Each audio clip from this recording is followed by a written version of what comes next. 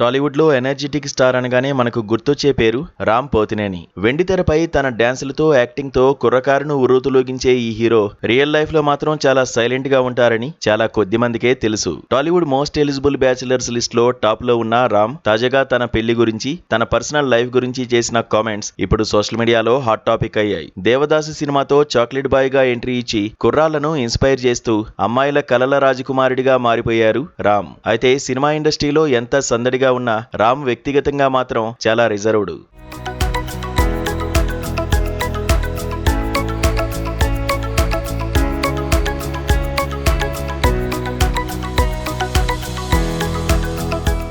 రామ్ మాటల్లోనే చెప్పాలంటే solo life so better. Shooting spot లో వందల మంది ఉన్నా తనకంటూ ఒక ప్రత్యేకమైన ప్రపంచాన్ని సృష్టించుకోవడం రామ్ కు అలవాటు. చిన్నప్పటి నుంచి నాకు ఒంటరిగా ఉండడమే ఇష్టం, నేను చాలా రిజర్వ్డ్ పర్సన్ అంటూ రామ్ ఓపెన్ అయ్యారు. మరి పెళ్ళెప్పుడు అంటే, నా జీవితంలోకి ఎవరైనా వస్తే సంతోషంగా ఆహ్వానిస్తాను, ఒకవేళ రాకపోయినా పర్వాలేదు అని ఆయన చేసిన వ్యాఖ్యలు ఇప్పుడు నెట్టింట వైరల్ అవుతున్నాయి. అంటే పెళ్లి విషయంలో రామ్ చాలా క్లారిటీతో ఉన్నారని అర్థమవుతోంది. ఇక రామ్ కెరీర్ విషయానికి వస్తే హిట్లు ఫ్లాపులతో సంబంధం లేకుండా తనదైన శైలిలో దూసుకుపోతున్నాడు. రీసెంట్ గా వచ్చిన ఆంధ్ర కింగ్ సినిమా మిక్స్డ్ రెస్పాన్స్ అందుకున్నప్పటికీ రామ్ తన ఎనర్జీతో ప్రేక్షకులను అలరించారు. ఇప్పుడు బాక్సాఫీస్ వద్ద ఒక భారీ హిట్ తో గ్రాండ్ కంబ్యాక్ ఇవ్వడానికి సిద్ధమవుతున్నారు.